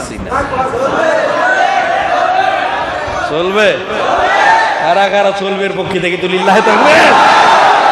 আল্লাহ পাক কবুল করুক, জোরে কোন আমিন। প্রিয় ভাইয়েরা আমার, ওরা মনে করে আমাদেরকে গালি দেয়। আরে না রে ভাই, শিক্ষণীয় বিষয়গুলো তুলে ধরে যাতে পরিবর্তন হয়। কথা বলেন ঠিক কিনা? যাতে পরিবর্তন হয়, আপনার মাঝে পরিবর্তন আসে, এই জন্য আমরা বলে থাকি, এছাড়া আর কিছুই না। আমার ভাইয়েরা, লোকটা এসে বললেন হুজুর পাঞ্জাবিটা দিয়ে দেন। পিছনে কে টেনে ধরলেন? উমর কি ছোট খাটো সাহাবী? কত বড় সাহাবী! তিনি এমন বড় সাহাবী, নবীজির পরে যদি আর কোন নবী আসতো, আল্লাহর নবী ওমরকে দেখিয়ে দিয়ে বলেছিল আমার ওমরে হয়ে যেত। আল্লাহু আকবার, জোরে কন্যা। সেই ওমর পাঞ্জাবি টেনে ধরেছে। নবীজি বললেন ওমর তুমি পাঞ্জাবি টেনে ধরলে কেন? আল্লাহর নবীর সামনে ওমর দাঁড়িয়ে বললেন ইয়া রাসূলুল্লাহ, আপনি যেদিন উহুদের ময়দানে গেলেন, কাফেররা আপনার বিপক্ষে যখন অস্ত্র ধারণ করল, আপনি আপনার সাহাবীদেরকে নিয়ে যখন আপনি উহুদের ময়দানে গেলেন, ওই দিনে আমি দেখলাম এই আব্দুল্লাহ ইবনে উবাই ইবনে সুলুল একটি পাহাড়ের পদদেশের উপরে দাঁড়িয়ে ও নিশানা দিচ্ছে, কাফেরদের পক্ষ হয়ে কথা বলছে। আমি সেদিন দেখলাম এই মানুষটার কথা অনুযায়ী, তার ডিরেকশন মানার কারণে আপনার সাহাবীরা মায়ের খাইলো, শহীদ হয়ে উহুদের ময়দানে লাশ হয়ে পড়ে গেল। ও নবী, আপনি কার জন্য পাঞ্জাবি দিচ্ছেন? এই লোকটার কারণে, এর ভূমিকার কারণে কাফিরের বাচ্চাগুলো আপনার উপরে আঘাত হানলো, আপনার উপরে পাথর বর্ষণ হলো, আপনার শরীর দিয়ে ফিনকি দিয়ে রক্ত বের হয়ে আসলো, কাফের শিমররা আপনাকে পাথর নিক্ষেপ করে দিয়েছে, পাথরের একটা ঢিল এসে আপনার গানির মধ্যে লেগে গেছে, আর সঙ্গে সঙ্গে এই জায়গাটা ফুলে লাল টকটক হয়ে রক্ত জমাট বেঁধে ভেসে উঠল। আর ওই পাথরের আঘাতের চোটে ওপরে জমাট বাঁধা রক্ত ফুলে উঠলো, ভিতরে দাঁত একটা ভেঙে জমিনে পড়ে গেল। ও নবী, আপনার কি সেই দিনের কথাটা মনে নাই? আপনি উহুদের ময়দানে রক্তাক্ত অবস্থায় সেন্সলেস হয়ে মাটিতে গড়িয়ে পড়লেন। যেই লোকটার ভূমিকার কারণে আপনার সাহাবীরা শহীদ হয়েছে, আপনার রক্ত ঝরেছে, আপনার দান দান মোবারক শহীদ হয়েছে, আপনি আজ সেই লোকটার জন্য আপনার গায়ের পাঞ্জাবি দিবেন, আর ওই পাঞ্জাবি দিয়ে ওই উবাইয়ের জানাজা পড়াবেন আপনি, আর তার কাফন পরিয়ে আপনার পাঞ্জাবি সহকারে তাকে কবরে রাখা হবে। সবাই সহ্য করতে পারে গো নবী, আমি ওমর এক বিন্দু ছাড় দেব না। ওমর রাদিয়াল্লাহু তাআলা বললেন, না, পাঞ্জাবি দিতে দেব না। ওরা ইসলামের ক্ষতি করার পরেও বিশ্বনবীর গায়ের পাঞ্জাবি নিয়ে কবরে চলে যাবি, আমি ওমর সহ্য করব না। আমার এই কষ্টটা এতই বেশি লাগবে, আমি নবী ভালো থাকবো না। আমি যে আজ নিজের চোখটাকে বিশ্বাস করতে পারতেছি না। এই লোকটা নিজেই যে আপনার ক্ষতিটা করলো, সেই লোকটার আবার আপনি নিজেই জানাজা পড়াবেন, আবার পাঞ্জাবি দিবেন, এটা হয় না। আল্লাহর নবী বললেন, উমর রে, তুমি এভাবে বলো না, তুমি জানো না এই লোকটার কত ভালো ভালো কাজ ছিল রে ওমর। একটা খারাপ গুণ তুমি দেখলে তোমার চোখে পড়লো, উহুদের ময়দানে সে ক্ষতি করেছে, কিন্তু এই লোকটা যে ইসলামের জন্য টাকা ব্যয় করেছে। এই ওমর, আমার মনেই হয় না সে মুনাফিক, আমার মাথায় আসে না। আমি হলাম মসজিদে নববীর ইমাম, আর এই লোকটা যে আমার পিছনে মুসল্লি রে ওমর। না, এটা হতে পারে না। তার মৃত্যুর সময় দুটো ওসিয়ত করেছে, তার ওসিয়ত দুটো আমি আদায় করে দিতে চাই রে ওমর। আল্লাহর নবীর একটি কথা হযরত ওমরের মনের মধ্যে পড়ে গেল, লা তারফাউ বাসওয়াতাকুম ফাওকা সাওতিন নবী। আমার নবীর কথার আওয়াজের উপরে তোমাদের কারো আওয়াজকে উঁচু করো না। ওমরের মনে পড়ে গেল, আমার নবীর কথার আওয়াজের উপরেই কারো আওয়াজ উঁচু করা যাবে না। আমি পাঞ্জাবি টেনে ধরেছিলাম, আর কিছু বলবো না। নবীজি পাঞ্জাবি খুললেন, হযরত ওমরের ভিতরটা যেন শেষ হয়ে যাচ্ছে। রাগে ক্ষোভে একবারে ব্যথায় ব্যথিত হয়ে ওমর মসজিদের ভিতরে একটি পিলারের পাশে বসে পড়লেন। বসার পরে বিশ্বনবী পাঞ্জাবিটা খুলে ওই আব্দুল্লাহ ইবনে উবাই ইবনে সুলুলের বেটার হাতে, আব্দুল্লাহর হাতে তুলে দিলেন, আর বললেন, যাও। বিশ্বনবীর গায়ের পাঞ্জাবি নিয়ে মুনাফিকের বাড়িতে নিয়ে যাওয়া হলো, মুনাফিকের গোসল দেওয়া হলো। আল্লাহর নবীর গায়ের পাঞ্জাবি মুনাফিকের গায়ে পরিয়ে দেওয়া হলো। লাশটাকে নিয়ে আসা হলো মসজিদে নববীর বারান্দার সামনে। আল্লাহর নবী বললেন, সাহাবীরা রে, বেরিয়ে আসো জলদি করে, তোমাদের ভাইয়ের জানাজা নামাজ এখন শুরু হবে। ১৩ জন সাহাবীর মধ্যে ৫ জন সাহাবী মসজিদের ভিতর থেকে বের হয়ে কাতারবদ্ধ হয়ে গেল। এখনো একজন সাহাবী মসজিদের ভিতর, তিনি কে? ওনার বক্তব্য হচ্ছে, নবীজি ডাকছে তো কি হয়েছে? আরে ভাই, আমার তো একটা কমন সেন্স বলতে আছে, ভালো আর মন্দ তো বুঝার মতো ক্ষমতা আমার আছে। আমি যে নিজের চোখে দেখলাম এই লোকটা ইসলামের ক্ষতি করেছে, তার ভূমিকার কারণে শহীদ হয়েছে সাহাবীরা, নবীজির দমদান মোবারক শহীদ হয়ে গিয়েছে। এত কিছু নিজের চোখ দিয়ে দেখার পরেও আল্লাহর নবী ডাকবে তারা জানা যায়, আর আমি ওমর যাব, এইটা কখনো হতে পারে না। আর আপনারা তো ডিজিটাল কায়দায় মুনাফিকের জানাজা পড়ার জন্য যান। সারা জীবন ইসলামের ক্ষতি করল, সারা জীবন ইসলামের বাধা হয়ে দাঁড়ালো, মরার পরে ইমাম সাহেব চলে গেল, কে বলতেছে আসেন এই লোক সারা জীবন যা কিছু করছে আল্লাহর রাস্তায় ক্ষমা করে কি দিয়েছেন? সবাই কাছে আল্লাহু আকবার, আলহামদুলিল্লাহ দিয়ে দিছি। মানে আল্লাহ মনে হয় পাগল নাকি? আল্লাহ বিচারক না আপনারা বিচারক? কোনটা? কে বিচারক? আল্লাহ নাকি আপনারা? সারা জীবন এই জালেম ইসলামের ক্ষতি করলো, মরার পরে কাছেন যে আইসেন মাফ করে দিই। আরে ভাই, আপনি মাফ করলে তো আল্লাহ দিবে না মাফ? আল্লাহ করবে মাফ? আল্লাহ ক্ষমা করবে? করবে না। বিশ্ব নবী এবার দাঁড়িয়ে গেলেন, জানাজার আমার শুরু। বাইরে আছে 5 জন, ভিতরে কয়জন? ওমর মসজিদের ভিতর থেকে আকাশের দিকে তাকাচ্ছেন, মানে ছাদের দিকে তাকাচ্ছেন, আর বলতেছেন, ও আকাশের মালিক আল্লাহ, আজ বড় মনের ভিতরে কষ্ট লেগেছে গো আল্লাহ, যে মানুষটা এত বেশি ক্ষতি করলো, ওই মানুষটার জন্য আবার বিশ্বনবী পাঞ্জাবি দিয়েছে, আমার সহ্য হয় না। আল্লাহ, আমি তো নিজেই দেখলাম উহুদের ময়দানে এই লোকটার কারণে দামদার মুবারক শহীদ হলো, সেই নবী আবার তার জানাজা দোয়া পড়ার জন্য দাঁড়িয়ে যায়। আল্লাহ, আমার বুঝে আসে না, আমি ওমর তো তার বিপক্ষে কথাও বলতে পারি না, তার কথার আওয়াজের ওপরে তো আমার আওয়াজ তুলতে পারি না। আমি ওমর যেহেতু বাধা দিতে পারতেছি না, তুমি আল্লাহ ঠিকই তো সেদিন উহুদের ময়দানের অবস্থা দেখেছো, তুমি এখনো কেন একটা কোরআনের আয়াত নাজিল করতেছো না? কেন এখনো নাজিল করো না? কেন তুমি বাধা দাও না? আমার ভাইরা রে, হযরত ওমর ফারুক রাদিয়াল্লাহু তাআলা আনহু এভাবে যখন আকাশের দিকে তাকাচ্ছেন আর বলতেছেন, পিছনে কিন্তু বারান্দায় জানাজার কাতারে দাঁড়িয়ে গেছে ইমামটাকে। আপনার মতো সলিমুদ্দি আর কলিমুদ্দি ইমাম নয়, ওটা নাম্বার 1 ইমাম। কথা বলেন এখানে, নাম্বার 1 পৃথিবীর শ্রেষ্ঠ ইমাম মুহাম্মদ রাসূলুল্লাহ, আল্লাহু আকবার। সেই নবী দাঁড়িয়ে গেছে, আর ভিতরে ওমর আকাশের দিকে ডাকায় ডাকায় এভাবে বলতেছে। সঙ্গে সঙ্গে এদিকে আল্লাহর নবী হাত তুলবেন, নিয়ত করতেছেন, আল্লাহু আকবার বলে নিয়ত করবেন।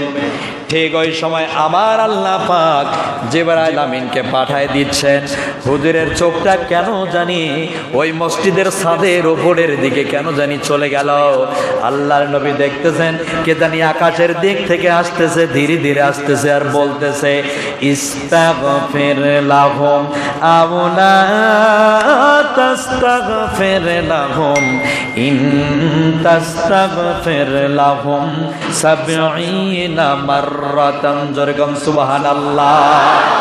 সূরা তাওবার ৮০ নম্বর আয়াতটা এবার চলে আসলো। হযরতে জিবরাইল আমিন এসে বিশ্বনবীর ডান দিকে দাঁড়িয়ে গেলেন। যাওয়ার পরে বলতেছেন, ইয়া রাসূলুল্লাহ, ইস্তাগফির লাহুম আও লা তাস্তাগফির লাহুম ইন তাস্তাগফির লাহুম ৭০ মাররাতান পর্যন্ত বলে জিবরাইল আমিন থেমে গেল, আর বলে না। তার মানে বলতেছে, হুজুর দাঁড়ান, একবার দুইবার না, এই লোকটার জন্য মাররাতান ৭০ বার যদি আপনি নবী হওয়ার পরেও এই মুনাফিক টাটকা মুনাফিকটার জন্য যদি আপনি নিজেই আল্লাহর কাছে আজ ক্ষমা চান, তারপরেও আপনার মতো নবীর হাতকে আমার আল্লাহ আজ কবুল করবে নয়াকারে না। আজ আপনার মতো নবীর হাতকে নামিয়ে দেওয়া হবে, আজ দোয়া কবুল হবে না। কথাকার আরো জোরে, আরে ভাই জোর হলো না ভাই, পেলের মানুষদেরকে জানিয়ে দেন কথাটা কার? আমার আল্লাহর। আমার আল্লাহ বলতেছেন, আজ তোমার মতো নবীর হাতকে নামিয়ে দেওয়া হবে, কবুল করা হবে না। ৭০ বারও যদি তুমি নবী হওয়ার পরেও আজ তওবা করো ওর জন্য, তারপরেও আজ ক্ষমা হবে। আর আপনি সলিমুদ্দি আর কলিমুদ্দি, আপনি মুনাফিকের জানাজায় যান, আপনার কি জানা নাই সূরা তাওবার ৮০ নম্বর আয়াতে মুমিনদের জন্য মুনাফিকের জানাজা করা হারাম করা হয়েছে। কি করা হয়েছে? হ্যাঁ, আপনি যদি মুনাফিকের জানাজা করাতে যান, তাহলে আপনার ঈমান থাকবে কি থাকবে না এইটা নিয়ে আপনি বাঁচবেন না। আর ইমামতি তো দূরের কথা। কথা বলেন ঠিক কিনা? কারণ আল্লাহর সীমাকে, আল্লাহর আইনকে আপনি লঙ্ঘন করতেছেন। আবার লঙ্ঘন করে আপনি দোয়া করার জন্য যাচ্ছেন, অন্যকে বাঁচাতে গিয়ে আপনার ইমানও চলে যেতে পারে। এখন আপনি আপনারে বাঁচাইবেন না মুনাফিককে বাঁচাইতে যাবেন? বলেন, কথা কয় না কেন? কাকে বাঁচাইতে যাবেন? নিজেকে আগে বাঁচান। মুনাফিকদের মানে চিন্তা চেতনা মাথা থেকে বাদ দেন। ওরা যাবে, ওরা গোল্লায় যাবে, এর মধ্যে কোনো সন্দেহ নাই। ওরা যে গোল্লায় যাবে, জাহান্নামী যে হবে, এর মধ্যে কোনো সন্দেহ আছে? কথা বলেন না কেন? আছে? নাই। আমার ভাইয়েরা, বিশ্বনবী দাঁড়িয়ে গেলেন, হাতটা এবার ছেড়ে দিয়ে দিলেন। আল্লাহু আকবার। আল্লাহর নবী দাঁড়িয়ে গেলেন, হাত ছেড়ে দিয়ে দিলেন। আর ভিতরে মসজিদের কে ছিল বলেন? সেই ওমর এবার জানতে পেরেছে গো যে আমার নবী এবার মুনাফিকের জানাজার নিয়াত ছেড়ে দিল। আর হাসতে হাসতে চিৎকার দিয়ে বেরিয়ে এসে বললেন, হুজুর, আমি আপনার পাঞ্জাবি টেনে ধরেছিলাম, কিন্তু আমি মুখ ফুটে আর বেশি কিছু বলতে পারি নাই। কারণ হলো লা তারফাউ আসওয়াতাকুম ফাওকা সাওতিন নবী, আমার নবীর কথার আওয়াজের উপরে তোমাদের কথার আওয়াজকে কেউ উঁচু করো না। এই জন্য আমি ওমরের মুখটা বন্ধ হয়ে গেছে হুজুর।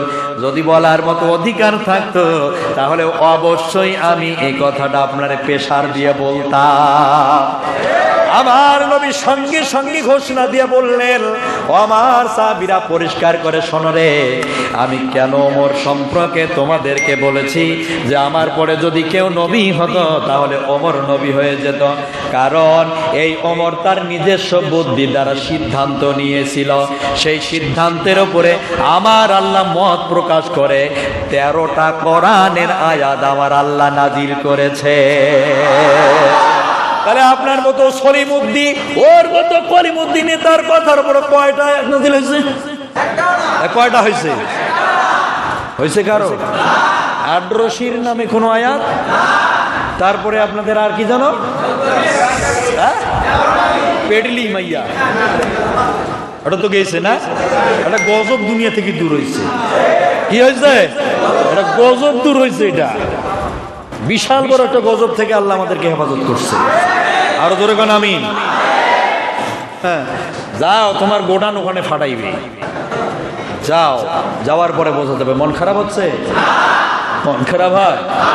আর দয়াল বাবা ভণ্ড বাবা লাগে আমাহে ডর, ফেরেশতায় গণ জমাড়বে কবরের ভিতর। বাবা গো, ফেরেশতায় গণ জমাড়বে কবরের ভিতর। ভণ্ড বাবার মরিথি যারা মুইতে পানি লয় না তাহারা, ভণ্ড ব্যাঠার মরিথি যারা মুইতা পানি লয় না তাহারা। আর গাজা ধরি টানা টানি জেখেরের ভিতর, গাজা ধরি টানা টানি জেখেরের ভিতর। ফেরেশতায় গণ জমাড়বে কবরের ভিতর। বাবা গো, ফেরেশতায় গণ জমাড়বে কবরের ভিতর। ওরে ভণ্ড ব্যাঠার দর্শন মিলে যদি, ওরা কয় শ্যামলা নারী হয় সুন্দরী। এখন ছেলেরা মুড়িদার হয় না, মহিলারা হয়। কতক্ষণ ঠিক কিনা? ওই যে হিজবুত তাওহীদ মেয়েদেরকে বেশি বেশি করে মুড়িদ বানায়। আচ্ছা বাবা, তোর দরকার নাই, তোর ভোগ পাঠিয়ে যে আমি তোর মুড়িদ দেবো। এমন মুড়িদ দিছে, পরে 6 মাসই ডেলিভারি। কথা কয় না কেন? কত প্রমাণ লাগবে আপনার? কয়টা ডকুমেন্টারি লাগবে? আমি আশরাফুল আপনাকে দেব। এগুলোর সাথে বাস্তবতার মিল আছে, প্রতিটা কথার সাথে বাস্তবতার মিল আছে। আজ মানুষ ভণ্ডামি, শয়তানি, পাগলামি এগুলোর সাথে মিশে গেছে, আর ইসলামের নামে অনিসলামিকতা আজ ভরে গেছে প্রত্যেকটা জায়গায়। আর সঠিক ইসলাম ওখানে মাথা চারাই দিতে পারতেছে না, ওখানে মাথা চারা দিতে পারতেছে না, এমন এক অবস্থা। প্রিয় ভাইয়েরা আমার, কি আর বলি, সেদিকে আমি যাইতে চাচ্ছি না। নবীজি এবার নিয়ে ছেড়ে দিয়ে দাঁড় হয়ে গেছে। মসজিদ থেকে বেরিয়ে আসলে কে? ওমর এসে বললেন, হুজুর দেখছেন তো আমি ওমরের পাঞ্জাবি টালা টেনে ধরার পিছনে কি রহস্য রয়েছে? আল্লাহ নবী বললেন যে ওমর, আসলেই আমার পরে যদি নবী কেউ হতো তুমি হয়ে যেতে নবী। এর চেয়ে বড় কথা আর কি আছে? আর এখন তো নবী আর পীর হওয়ার জন্য পাগল হয়ে গেছে।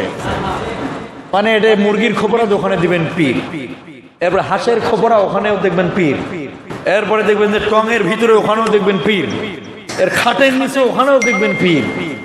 এত পীর! এখান চিনি চাম্পা কলার পীর নাকি আটিয়া কলার পীর? এত পীর! পীর এত হইল কি করে? সেই দিক বিভাগ থেকে দুই একটি কথা না বললে নয়। বলবো? হাকির পাবেন তো? বিরক্ত হচ্ছেন না তো? আবার কিন্তু অনেকেই মেজাজ খারাপ হয়ে বসে আছে। চলবে? তাহলে শোনো, এক ছেলে, ওর নাম হচ্ছে আব্দুল। ওর নাম কি?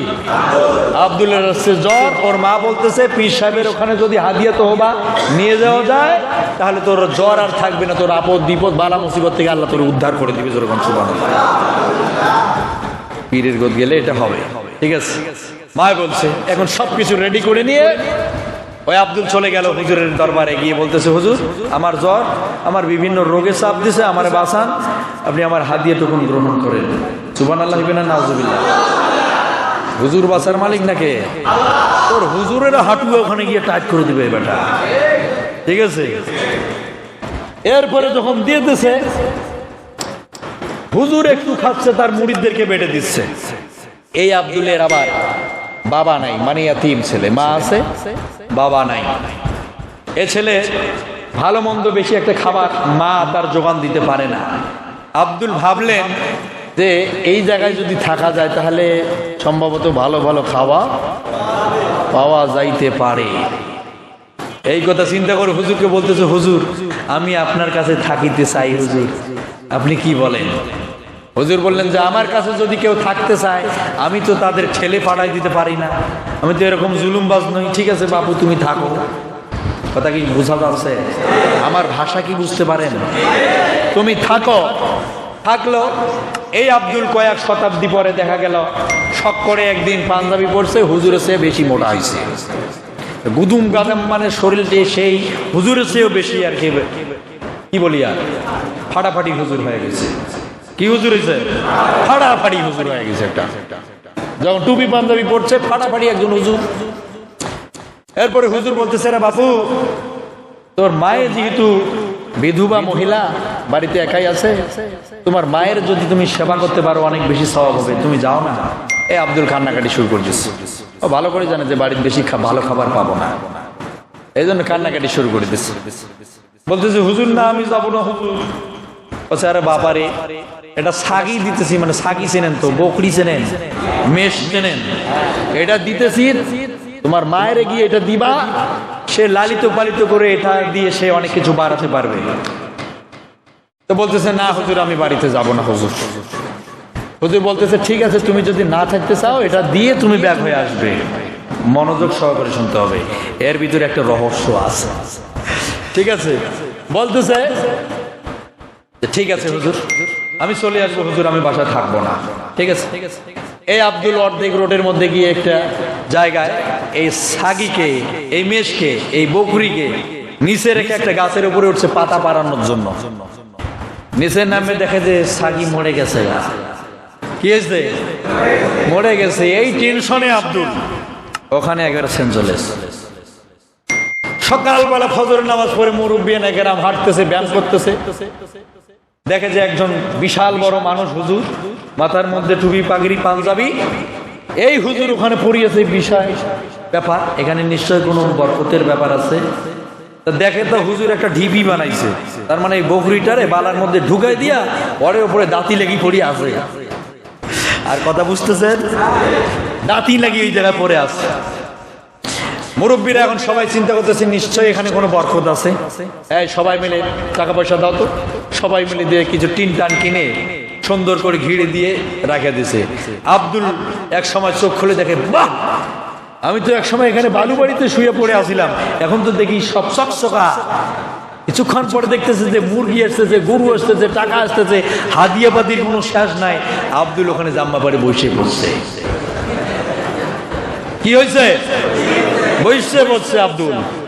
বসে পড়ার পরে এই আব্দুলের এক সময় পাবলিসিটি এতই বেশি হয়ে গেল, পুরা ঢাকা শহর, পুরা বাংলা হয়ে গেল যখন। এই আব্দুলেরও তো একজন হুজুর ছিল নাকি? কি বলেন? তার হুজুর ছিল না? ছিল। এখন ওই হুজুরের আবার মুরিদ কমে গেছে। কথা কি আমার বোঝা যায়? ওর হুজুরের মুরিদ কমে গেছে, কারণ ওই মুরিদের এখন আব্দুলের মুরিদ হয়েছে। কার হয়েছে? আব্দুলের মুরিদ হয়েছে। হুজুর এখন করছে ওর মুরিদদের বিষয়টা কি রে বুঝি না। যেখানে গরু আসে, ছাগল আসে, মেষ আছে, কত কি আসে, টাকা পয়সা, খাবার সামগ্রী, অনেক কিছু আসে, সেখানে একটাও আসে না। বিষয়টা কি হয়েছে? একজন বলতেছে, ভাই হুজুর সাহেব, আপনার কি মনে আছে আপনার কাছে যে একজন আব্দুল নামে একজন ব্যক্তি ছিল? শোনা যাচ্ছে, দেখি নাই, সে নাকি পীর হয়েছে। কি কয়? হ্যাঁ, সে নাকি পীর হয়েছে। দ্রুত গিয়ে দেখো তো কি অবস্থা। গিয়ে দূর থেকে সালাম আলকি দিতেছে, আসসালামু আলাইকুম। আব্দুল কাছে ওয়ালাইকুম আসসালাম। ও এটা তো দেখো তো, এটা কে রে? আব্দুল না? কাছে গিয়ে দেখতে, আসলে তো আব্দুল। বলছে, আব্দুল, হুজুর পাঠাইছে তোরে বান্ধে বন্ধে নিয়ে যাওয়ার জন্য। বলছে, আমার মুরিদ যদি এই কথা শোনো, তোমাদের একটাও ঠ্যাং রাখবে না, মাথাটা তো সব ফাটে ফেলবে। ঠিক আছে? তোমাদের একটাও জীবন নিয়ে ফেরত দিতে পারবে না, ধরে ফেলবে। কিন্তু হুজুর যে তোরে নিয়ে যাইতে গেছে, ভাই তুই আবার কোন দিন পীর সাহেব বললো রে? ভাই আমার তো মাথায় ঢোকে না ভাই, এটা তোমরা বুঝবা না, তাড়াতাড়ি চলে যাও, কালকে আমি আসতেছি। কে যাবে কোথায়? আব্দুল যাবে ওর হুজুরের কাছে। পরের দিনে হাদিয়া তহবা নিয়ে মিছিল সহকারে ঢোলে ঢাকে। এখন তো গান আছে, আমার মরার পরে ঢোলবাসি বাজাইও তরিকার ভাইও, মরার পরে জুতেও দিয়া বাইরাইও। হচ্ছে না? এরা ফির আবার কি, আমার মরার পরে ঢোলবাসি বাজাইও তরিকার ভাইও। আর কোন তরিকাতে পাইছে ঢোলবাসি, হারমোনিয়াম, তো ওই আল্লাহ জানে। হচ্ছে না এরকম? এখান থেকে যাওয়ার পরে লিখে দিবেন, ঢোলবাসি বাজাইও তরিকার ভাইও বেরিয়ে আসবে। ঠিক আছে? লিখে দিতে দেরি হবে, আসতে দেরি হবে না। বুঝাইতে পারছি? আব্দুল পরের দিনে গেল, যাওয়ার পরে বলতেছে, হুজুর কেন ডাকছেন? দেখতেছে যে আব্দুলের সঙ্গে অনেক মুরিদ আছে, খুব বেশি লাপালাপি করতেছে। আব্দুলকে একটা রুমের ভিতরে ঢুকায় তালা আটকায় দিয়া বলতেছে, তোমরা যাও। সব পলাইছে যখন আব্দুলকে বের করা হইল। আব্দুল, তুই না আমার এখানে ছিলিস, আসলে পীর সাহেব হলি কোনদিন, আমার তো মাথায় ঢোকে না, বিষয়টা কি?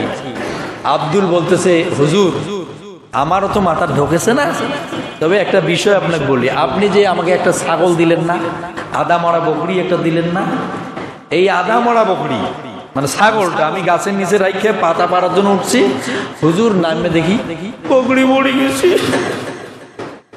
হুজুর ওই চিন্তায় আর ওই টেনশনে হুজুর আমি কিছু করবো না, আমি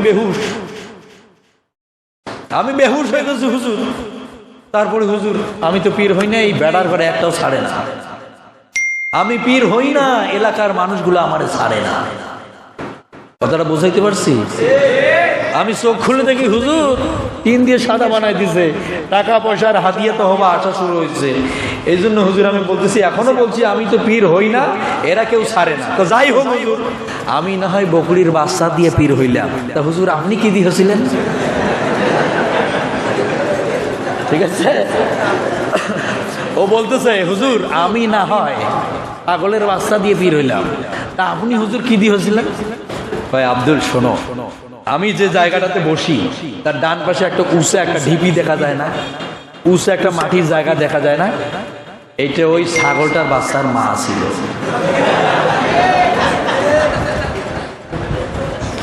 আমি পীর হইছি বকরির বুড়ানি দিয়া, আর তুই আব্দুল পীর হইছিস বকরির বাচ্চা দিয়া। কথা বলেন ঠিক কিনা? বাংলাদেশের 99% ভণ্ড প্রতারক, এদেরকে চিহ্নিত করতে হবে, এদের আইনের আওতায় আনা হতো। যদি ইসলামী শাসন ব্যবস্থা থাকতো, বেলেট দিয়ে এদের গলাগুলোকে চিরে চিরে এদেরকে মৃত্যু দণ্ডে দণ্ডিত করা হতো। কিন্তু এদের কপাল ভালো যে ইসলামী শাসন ব্যবস্থা নেই। কথা বলেন, কথা ঠিক কিনা? এদের গলাগুলোকে বেলেট দিয়ে চিরে চিরে ওদের মৃত্যুদণ্ড দেওয়া হতো।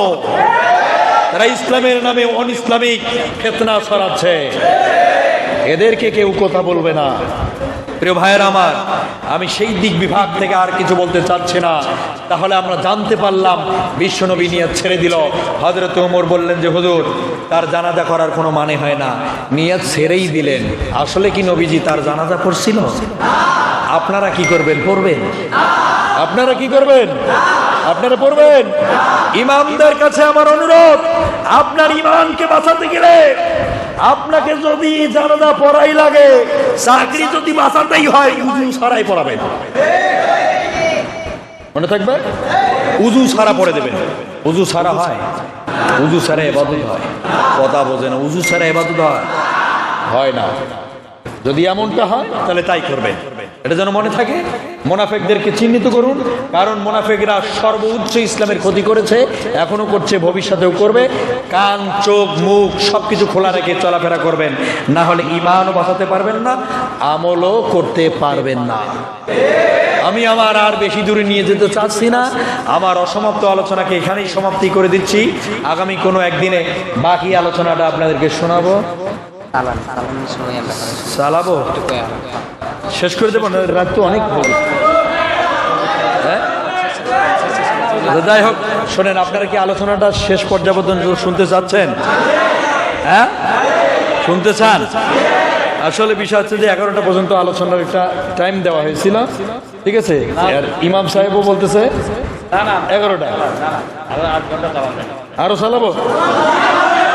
চলবে, চলবে আলোচনা। আজকের আলোচনা দিয়ে কি কিছু পরিবর্তন হবে? আজকের আলোচনা কি কিছু আমল করার মতো হয়েছে? পরিবর্তন আসবে কি? তাহলে আমি সফল কাম হয়েছি। আর যদি আপনারা পরিবর্তন হতে না পারেন, আমল করতে না পারেন, আমার আলোচনাগুলোর 4 পয়সারও দাম নাই, আমার আলোচনার কোনো মূল্য নাই। কথা বলেন ঠিক কিনা? আমি আলোচনা আরো চালাতে চাচ্ছি, আর একবার দেখতে চাচ্ছি যে কারা কারা শুনতে চান। দেখি তো, লিল্লাহি তাকবীর। আল্লাহ কবুল করুক, জোরে কোন আমিন। তবে একটি কথা আপনাদের মাঝে বলবো, আপনাদের এলাকায় অনেক বড় বড় মানুষ ছিল যারা এই প্রোগ্রামটার ব্যবস্থা করছে। এরা তো দেখি ভাই 10 বছর 15 বছরের ছেলে বেলে, কথা বলে না কেন? তাদেরকে আপনারা হেল্প করে মাঠে আপনারা প্রোগ্রামটা করতে পারতেন, বরঞ্চ তা না করে আপনারা বিরোধিতা করে মসজিদের ভিতরে ঢুকিয়ে দিয়েছেন। এর জন্য আল্লাহর কাছে আপনারা জবাবদিহি করবেন। কি বলেন তো? কোনো জবাব আছে? কোনো জবাব নাই। এই যুবকদেরকে আল্লাহ তাআলা এই এলাকার জন্য মেরুদণ্ড হিসাবে কবুল করুন, ইসলামের বাতি হিসাবে কবুল করুন। এই যুব সমাজকে ইসলামের জন্য এগিয়ে আসার জন্য আল্লাহ তাআলা যেন এদের সিরাতুল মুস্তাকিমের পক্ষে সুগম করে দেন, জোরে কোন আমিন। আর আমরা যারা আজকে আলোচনা শুনতেছি এবং বলতেছি, আমাদের উভয়কে আল্লাহ তাআলা বলার মতো এবং মানার মতো, আমল করার মতো তৌফিক দান করুক, জোরে কোন আমিন। আচ্ছা, আল্লাহুম্মা আমিন। রব্বানা যালামনা আনফুসানা ওয়া ইন লাম তাগফির লানা ওয়া তারহামনা লানাকুনান্না মিনাল খাসিরিন। রব্বুল আলামিন, সন্ধ্যা থেকে শুরু করে নিয়ে রাত প্রায় 12টা বাজতে চলেছে। আয় আল্লাহ তাআলা, তোমার গোলাপ তোমার ঘরের ভিতরে বসি কোরআন হাদিস থেকে অনেক আলোচনা করেছে। আল্লাহ তাআলা বিশেষ মুফাসসির থেকে শুরু করে নিয়ে তৃতীয় মুফাসসির পর্যন্ত, মসজিদের খতিব সাহেব শুরু করে মসজিদের ইমাম সাহেব পর্যন্ত, আল্লাহ তাআলা আমি তো নগণ্য একজন গোলাম। আল্লাহ তাআলা তোমার কোরআন থেকে বিভিন্ন আয়াত থেকে প্রেক্ষাপটে আলোচনা করেছি। আল্লাহ তাআলা আমার আলোচনা করতে গিয়ে যদি ব্যক্তিগত কোনো কথা বলে থাকি, এগুলো তোমার বান্দার মাথাগুলো থেকে ডিলিট করে দাও। আর কোরআন থেকে যতটুকু আলোচনা করেছি আল্লাহ, বক্তা এবং শ্রোতা উভয়কে তুমি আমল করার মতো তৌফিক দান করে দাও। আল্লাহ তাআলা ভুল ত্রুটিগুলোকে ক্ষমা করে দিও। সওয়াবটুকুর বিশ্ব নবী আকদাম তাজদারে মদিনা নবী কুলের শিরোমণি নবী মুহাম্মদুর রাসূলুল্লাহ সাল্লাল্লাহু আলাইহি ওয়াসাল্লামের সোনার আওয়াজে সবগুলো পৌঁছিয়ে দাও। আল্লাহ তাআলা নবীকে কেন্দ্র করে আমাদের আদি পিতা আদি মানব আমাদের প্রথম পিতা আদম আলাইহিস সালাতু ওয়াস সালাম থেকে শুরু করে নিয়া শেষ নবী পর্যন্ত যতগুলো নবীগণ সিদ্দিকিন শুহাদায়ে সালিহিন আইম্মায়ে মুস্তাহিদিন খোলাফায়ে রাশিদিন 1 লক্ষ মতান্তরে প্রায় 2,24,000 নবী রাসূল গাউস কুতুব ওলি আল্লাহ পীর মাশায়েখ বুজুর্গ আলেম ওলামা মুসলমান নর নারীরা যারা দুনিয়া থেকে চির বিদায় নিয়া গহীন অন্ধকার কবরের মধ্যে শুয়ে আছে আল্লাহ ওদের সকলের আরওয়াহ মোবারক আজকের সওয়াবগুলো পৌঁছিয়ে দাও। বিশেষ করে রব্বুল আলামিন যেই মসজিদ কমিটি মিলে এবং যুব সমাজ কর্তৃক আয়োজিত সুন্দর একটি তাফসীরুল কোরআন মাহফিল মসজিদের ভিতরে করল, এই মানুষগুলোকে তুমি ক্ষমা করে দাও আল্লাহ। আমি তো এমন একজন গুনাহগার, আমার গুনার দিকে তাকালে পরে তোমার রাগ হয়ে যাবে আল্লাহ। আমার তেমন কোনো আমল নাই, রব্বুল আলামিন তোমার রহিম ও রহমান নামের উসিলা করে, খাব্বাব জলিল ও জব্বার নামের উসিলা করে, গুণবাচক সিফাতি নামের উসিলা করে আল্লাহ এই গোলামকে তুমি শেষবারের জন্য কবুল করে দাও আল্লাহ তাআলা। গভীর রাতের মধ্যে মনে পড়ে গেছি আমাদের দুটা কলিজার টুকরা মার বাবা দান যাতে দুনিয়ায় বেঁচে নাই, কিচ্ছু করতে পারি নাই, মা বাবার কোনো হক আদায় করতেই পারি নাই। বাবার এক ফোঁটা নাপাক পানি দিয়ে মায়ের অভাবের ভিতরে 280 দিন পর্যন্ত ছিলাম। এরপর মায়ের পেটের ভিতর থেকে মায়ের ভিতরের রক্তগুলো চুষে চুষে খেয়েছি। এই দুনিয়ার জমিনে যেদিন আমরা প্রসব করলো আমাদের মা, আমরা জন্মগ্রহণ করলাম আল্লাহ তোমার রহমত দ্বারা দুনিয়ায়। ওই দিন অনেক মা জননী প্রসব করতে গিয়ে শহীদের মতো গলা কাটা, গরুর মতো রক্ত প্রবাহিত করে চলে যায়। আল্লাহ ও মালিক গো, কলিজার টুকরা আমার বাবাটার জন্য একটু দোয়া করি। আমাদের মা জননী আমাদের জন্ম হওয়ার পরে রক্তাক্ত অবস্থায় সেন্সলেস অবস্থায় পড়ে থাকে, তুমি কি একটা মধু মনের মধ্যে দিলা, অন্তরে কণ্ঠে দিলা। যখন মা বলে একটা ডাক পায়ের কানের মধ্যে চলে গেল, মা জননীর হুঁশ ফিরে আসে। কপালে, শরীরে, গলায় সব জায়গায় রক্ত মাখা শরীরটা, ওই জননী মা জড়িয়ে ধরে কপালে রক্ত অবস্থায় মা ঠোঁট দুটো লাগাই দিয়ে চুমো দেয়। আল্লাহ এই মার জন্য কিছু করতে পারি নাই। আমার মনে হয় আমার শরীরে মাথা থেকে পা পর্যন্ত যতগুলো চামড়া রয়েছে, আমার সব চামড়াগুলো যদি খোলাই আমার এই জনমকে কলিজার টুকরাটার একটা জোড়া জুতা বানায়া দেই, তারপরও আমার মায়ের এক ফোঁটা দুধের ঋণ শোধ হবে না। রব্বুল আলামিন এই মা যাদের দুনিয়ায় নাই, মায়ের কবরটাকে তুমি রিয়াজুল জান্নাতে পরিপূর্ণ করে দাও। আল্লাহ তাআলা আমাদের বাবারা আমাদের জন্য কঠিন কঠোর পরিশ্রম করেছে। বাবাকে যে কম ভালোবাসি তাও নয়, বাবা সকালবেলা থেকে শুরু করে নিয়া রাত গভীর না হওয়া পর্যন্ত কঠিন কঠোর পরিশ্রম করেছে। আমাদের মুখে খাদ্য তুলে দেওয়ার জন্য হালাল বুঝতে পারে নাই, হারাম বুঝতে পারে নাই। রব্বুল আলামিন সারাটা দিন রোদের দাবানল সহ্য করে মাথার ঘাম পায়ে ফেলে এই বাবা আমাদের মুখে খাদ্য তুলে দিয়েছে, আমাদের জন্য জমি জায়গা বাড়ি ঘর দুয়ার অনেক কিছু চাকরি বাকরি করে দিলেন, স্ত্রী পুত্র স্বজন প্রীতি আত্মীয় স্বজন করে দিলেন। কোন বাবা কি দুনিয়া থেকে বিদায় হওয়ার সময় বাইবেলের মানুষেরা মনে করে দেখো তো, তোমাদের কারো জমির কাগজ কি তোমার বাপ কবরে নিয়ে গেছে? যত টাকা জমিয়েছিল ব্যাংকের মধ্যে কোন টাকাও তো নিয়ে গেল না, কোন ব্যাংকের চেকও তো নিয়ে গেল না, সবকিছু আমাদের জন্য রেখে দিয়ে গেলে।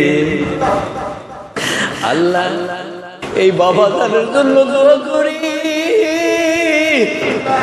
তুমি আমাদের বাবাকে জান্নাতুল ফেরদাউস দান করে দাও। আল্লাহ আমাদের যাদের বাবা মা বেঁচে আছে, আল্লাহ আমাদের বাবা মাকে তুমি সুস্থ করে দাও, আমাদের বাবাদের রোগ সুখ বালা মুসিবত থেকে নিরাপত্তা দান করে দাও। আল্লাহ তাআলা অনেকের বাবা মা বেঁচে আছে, তিন কথার এক সাথী পেয়েছে, বউ পেয়েছে, বাবা মা আপন দলকে দূরে ঠেলে দিয়েছে। আল্লাহ যেই বাবা মার মায়ের বুকের রক্তগুলো চুষে চুষে 2-3টা বছর খাইলাম, আজ বড় হয়ে গেছি, নিজের পায়ে দাঁড়াতে পারি, আর বাবার খাবারটা আমাদের সংসারে জুটে না। মা বাবাকে আলাদা করেছি, কোন শয়তানের ধোঁকায় পড়েছি জানি না। ও মাবুদে পরওয়ারদিগারে আলো, দয়া করে তুমি আমাদের বাবা মার প্রতি অনুরাগী করে দাও। তুমি তো কোরআনে বলেছো রব, রব মানে যদি হয় পালন কর্তা, তাহলে বিরহামহুমা কামা রাব্বায়ানি সগীরা মানে কি? রবকে যদি পেতে চাও বাবা মাকে সন্তুষ্ট রাখো। আল্লাহ তাআলা আমরা বাবা মার প্রতি অনুরাগী হতে চাই, ভালোবাসা দেখাতে চাই। আল্লাহ তুমি আমাদের বাবা মাকে আমাদের ফ্যামিলিতে আমাদের কাছে তুমি সুস্থ রেখো, ভালো রেখো। আল্লাহ তাআলা আমাদের সন্তানদের আছে, আমাদের সন্তানদের হাত দিয়ে তুমি আমাদেরকে অন্তত বৃদ্ধাশ্রমে পাঠাইও না।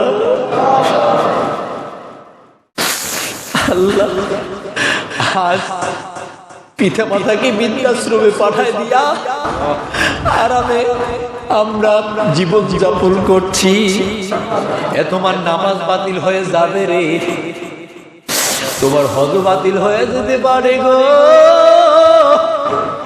তোমার আমার আমল বাতিল হয়ে যেতে পারে, কারণ তোমার মার যে মুখটা তোমার জন্য মক্কা, আর তোমার বাবার মুখটা যে তোমার জন্য মদিনা। খুশি রাখবা আল্লাহ বাবা, বেজার করবা জাহান্নাম ছাড়া উপায় না। আল্লাহ তুমি আমাদের বাবা মা সন্তান সন্তানাদি একই ফ্যামিলির মধ্যে তুমি আমাদেরকে কবুল করে নাও। আল্লাহ তাআলা আমাদের সন্তানগুলোকে তুমি ইসলামের জন্য কবুল করে নাও। আল্লাহ তাআলা যে যুবকগুলো ইসলামের জন্য কাজ করে যাচ্ছে এদেরকে তুমি ইসলামের মেরুদণ্ড বানাইয়া দাও।